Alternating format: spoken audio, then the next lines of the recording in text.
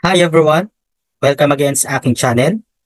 For this video series, ang focus naman ng ituturo ko sa inyo is about integral calculus.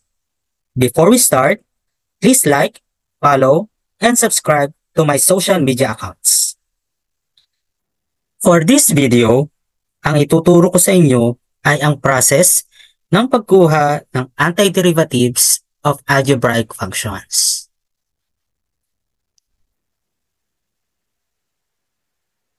So, ang topic natin ngayon ay finding the antiderivatives of algebraic function. In order for us to find the antiderivatives of algebraic function, we need the following basic integration rules. The first basic integration rule is rule number 1, the constant rule. Itong constant rule na to is about the integral of 0. The integral of 0 with respect to x is just an arbitrary constant.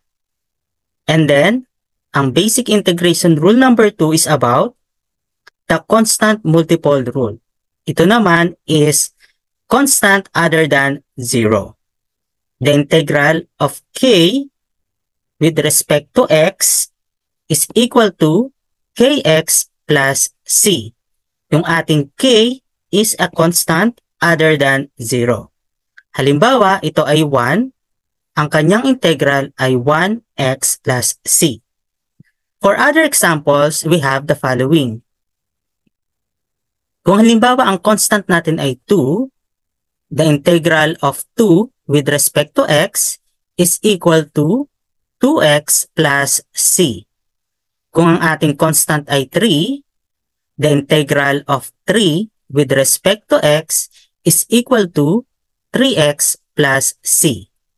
And kung meron tayong constant kahit ba mataas siya, halimbawa 99, the integral of 99 with respect to x is equal to 99x plus c. Meaning to say, yung constant ay lalagyan lang natin or imumultiply lang natin sa x, then plus arbitrary constant. Ang atin namang basic integration rule number 3 is the power rule. Ang sabi ng power rule is the integral of a variable raised to a power with respect to x is equal to that variable raised to that exponent plus 1 all over n plus 1 plus c. Itong rule na to is applicable kung ang ating exponent is not equal to negative 1. So, ang ibig sabihin dito is yung exponent is dadagdagan natin ng 1 at yun din ang ilalagay natin denominator. For example, example number 1, what is the integral of x cubed with respect to x? I-follow natin yung rule na kung saan yung exponent na 3 ay dadagdagan natin ng 1 at yung 3 plus 1 ay ilalagay din natin sa denominator, then plus arbitrary constant. Then, saka natin i-simplify. Ito ay magiging x raised to 4, ang denominator ay magiging 4. Therefore, ang sagot natin dyan ay x raised to 4 over 4 plus c. Pwede rin nating answer na ilabas yung 1/4 as coefficient. So, pwede rin siyang 1/4 x raised to 4 plus c. Another example for power rule is example number 2. Halimbawa, find the integral of x raised to 6 with respect to x. Ganong process pa rin ang gagawin natin. This time, ang exponent natin ay 6. Dadagdagan natin ng 1. Then, yung 6 plus 1, ilalagay na natin as denominator. Then, plus arbitrary constant. Ito ay magiging x raised to 7. Ang denominator ay 7. Therefore, ang sagot natin dyan ay x raised to 7 over 7 plus c. And then, pwede rin natin ilabas yung 1 over 7 as coefficient. Pwede rin ang 1 over 7 x raised to 7 plus c. Then yung ating pang-apat na basic integration rule is about the sum and difference rule. So ito naman is the combination kung ang ating mga terms ay addition and subtraction. Ang sabi ng ating rule, kung meron tayong dalawang function, f of x at saka g of x, the integral of f of x plus or minus g of x with respect to x is equal to yung separate integrals nila, then proceed to the operation. So that is the integral of f of x with respect to x plus or minus the integral of g of x with respect to x. Let's have example for number 4.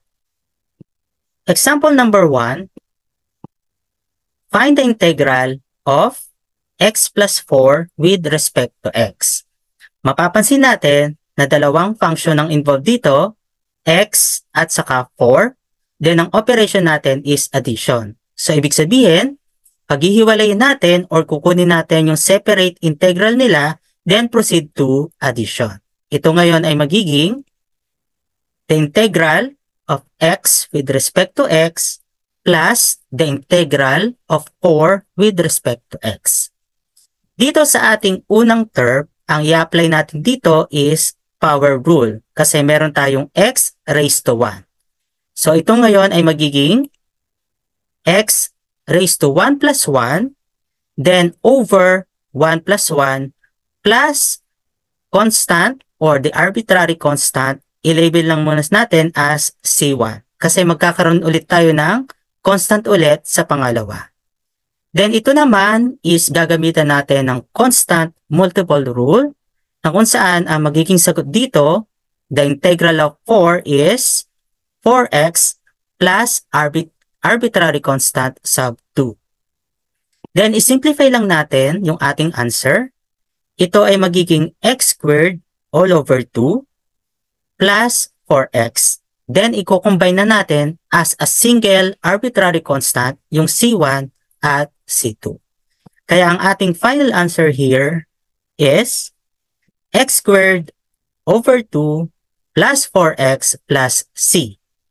And then, pwede rin natin ilabas yung 1/2 as coefficient. So, pwede rin nating answer is 1/2 x squared plus 4x plus C. Then, let's have another example for this sum and difference rule. Halimbawa naman is trinomial ang involved sa atin. Example number 2. Find the integral of 2x cubed plus 4x squared minus x with respect to x. Ang involved natin dito ay tatlong terms na combination ng addition and subtraction. Meaning to say, kukunin natin ang kanilang separate integrals, then magpo-proceed tayo sa kanilang operation na addition and subtraction. So ito ngayon ay magkakaroon ng the integral of x cubed with respect to x. Then yung coefficient na 2, ilalabas din natin as coefficient ng buong integral.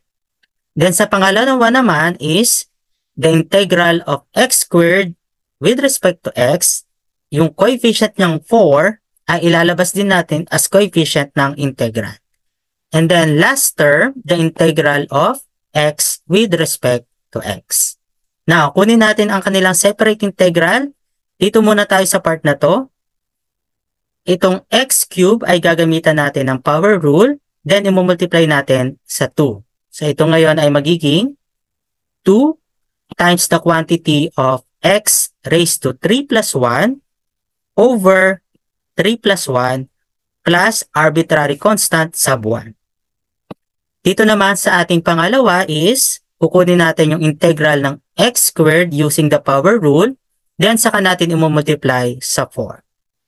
So ito ay 4 times the quantity of x raised to 2 plus 1 over 2 plus 1 plus arbitrary constant sub 2. And then for the last one, gagamitan ulit natin ito ng power rule kasi ito ay x raised to 1.